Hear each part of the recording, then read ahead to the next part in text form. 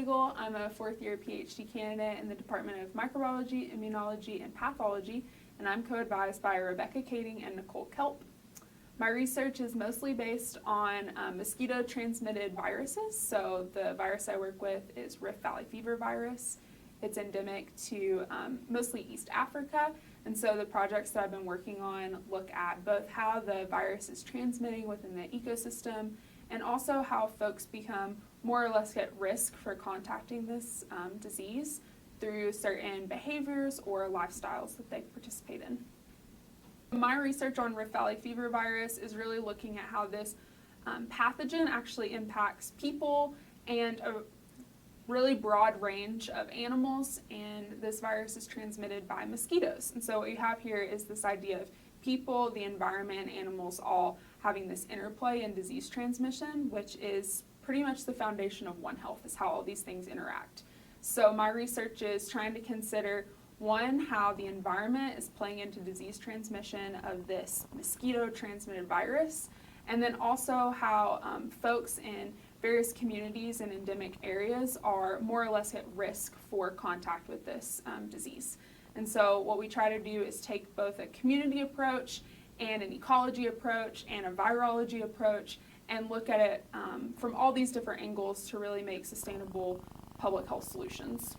We've been trapping mosquitoes in Tanzania, and then in a trip that we're taking in just a few weeks, we're going to be going through the mosquitoes that we've trapped and speciating them and actually testing them for virus so we can better understand how Rift Valley fever is actually present in these environments and within these populations, and then we can make more informed public health decisions once we know what the actual risk is in these areas. My main interest is not only just in virology and disease, but also in communities that are directly impacted by disease. And so I have a background, actually I have a degree in journalism and a degree in microbiology, and I've always been really interested in how communication plays such a crucial role in science and scientific discovery.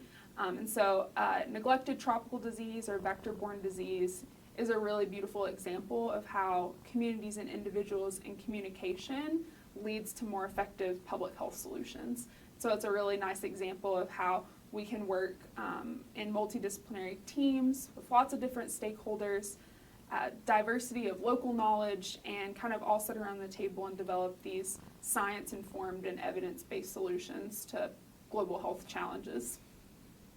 So I have been so fortunate in that I got to go to Tanzania for the first time this past December, in December 2023. I got to go again in May 2024, and then I'll be returning in December 2024. And so it's been a really unique experience of getting to be on the ground in the places that we're working in, and it provides such a depth and context to the problems that we're trying to solve, and also just a really rich experience, personal experience. So yeah, I've gotten to go to Africa, and I get to go back again. This will be trip number 3. In December 2023, I took my first trip to Tanzania with my advisor and another research scientist, and we worked with collaborators to deploy mosquito traps to develop field research methods and kind of an experimental standard of practice that can be followed for the extent of our research project. And so we got to kind of trial run different field methods that relate to collecting mosquitoes, speciating them to determine what exact mosquitoes are in the area, and then also how to take those mosquitoes back to the lab and test them for virus. And so that was the first trip, was establishing methods. The follow-up trip was seeing how those methods were actually working in the field and making adjustments as needed. And also we got all of the folks who were on the project all together into one space to sit around a table and actually talk through the project details together, and that was in May. And then this coming trip, we will be participating in analyzing the mosquito samples that have been collected over the past year and actually getting some real tangible data for our project. I think that some of the eye-opening things that I've experienced through my work in this project is, one, just how different voices really add to the context of a project. We all kind of have our experiences that can inform the greater project and the success of the project if we all talk together about it. And also just realizing that creativity and flexibility are the two most important features to have in the field, regardless of your expertise. If you can adapt in the moment to challenges that you might face whenever you don't have ice and you need ice for an experiment, or the roads are washed out and you actually need to take a motorcycle instead of a car. And just being really flexible adds so much to the context of the project and to the overall success. So that's my major takeaway. One aspect of this project is that I'm kind of playing one piece of this overall huge puzzle that a lot of people are contributing to. So it can be challenging, especially for an early career scientist like myself, to understand how to have like ownership in my small piece of the puzzle, and also feeling severe imposter syndrome sometimes about there's all these experts out there who are really doing amazing work and I'm just doing such a small thing.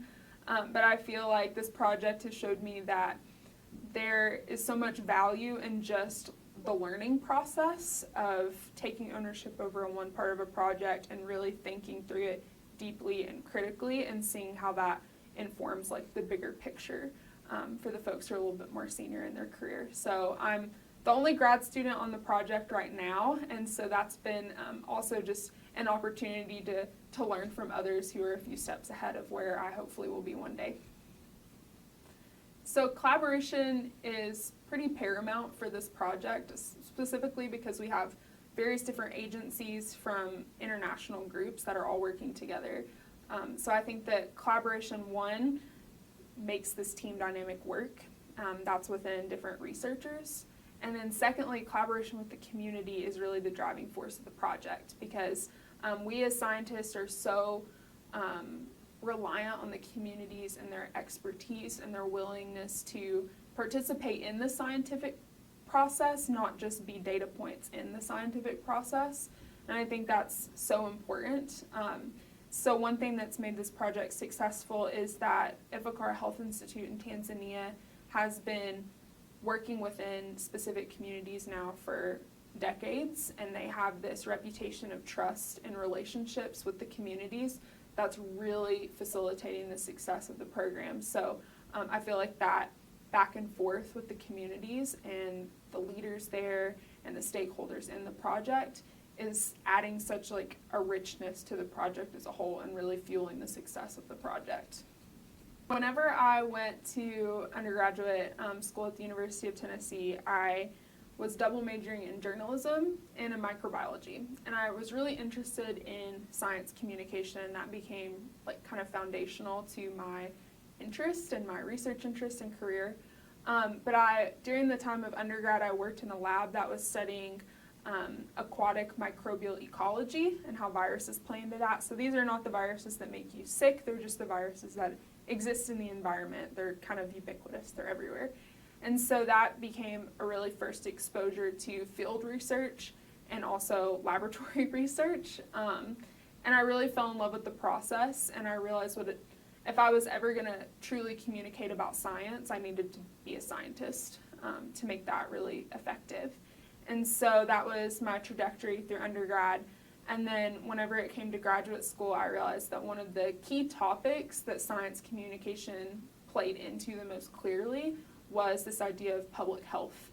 And so I began to look for opportunities to continue studying in a laboratory setting or in a field research setting, but I was interested in topics that directly impacted people and that led to more successful human health across different communities. And so I was interested in mosquitoes because those little things are so influential in public health, and I kind of fell in love with the process because they're closely tied with the environment and closely tied with people and animals, so it became this really complex system that I could study and from a lot of different angles. So that's how I fell in love with the research that I'm doing now. I think my personal advice is that I am not alone, I've realized, and that I had an interest from whenever I was a kid in science and also in travel, and I really fell in love with the cultures, various cultures and communities across the continent of Africa. And so I always kind of fed that passion and interest and had this mindset of curiosity, and that carried through into my academic pursuits, just continuously following the rabbit holes that led to satisfying my curiosity. And I kept making decisions that really were passion driven and opportunity driven. So I looked for kind of the opportunities that led closer and closer to my dreams, not with the expectation that all of my dreams would come true, but just because I realized that's where I was happiest. And so I think in graduate school, if you don't love it, it's hard to do it. So latching onto the things that make you happy and that keep you interested and really satisfy what you hope to contribute to communities at large and contribute to the world tends to be the most satisfying parts of the job. So I would just say find the things that genuinely make you interested and keep feeding those interests in little ways over time, and that'll really help sustain you in graduate school. My mom says that I first talked about being a scientist and going to Africa whenever I was like 5 years old.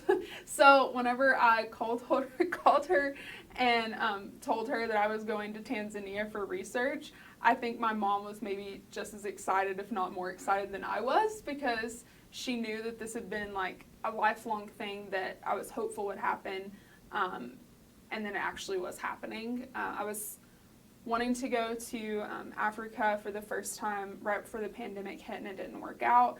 And I kind of had this feeling that like it'll happen whenever it's supposed to, and just keep pursuing what I was after and this kind of research space. And then whenever it finally happened in December 2023, it was a really, really surreal experience, not just because I was going to this place that I think is amazing, but because I had this like maturity and knowledge in the research that I was doing to realize that I am playing a small piece in this larger puzzle. And so I had this ability to learn from the folks that I interacted with on the ground in Tanzania, but also I had this like deep appreciation for the fact that this was happening after I'd wanted it to for so long.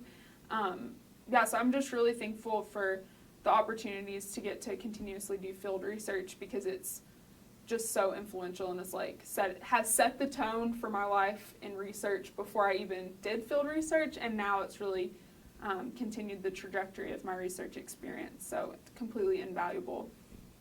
I think first and foremost I'd like to thank my mentors, both official and unofficial mentors through this project and through my academic journey. I think mentorship is something that we don't quite give enough credit for, considering the impact it plays on an early career scientist.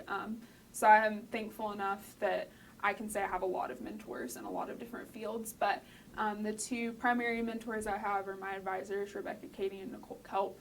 They have heard my goals and aspirations, and they've really championed those to come true, and that's a really amazing thing to be able to say that I have two advisors who are actually in my corner and want me to succeed.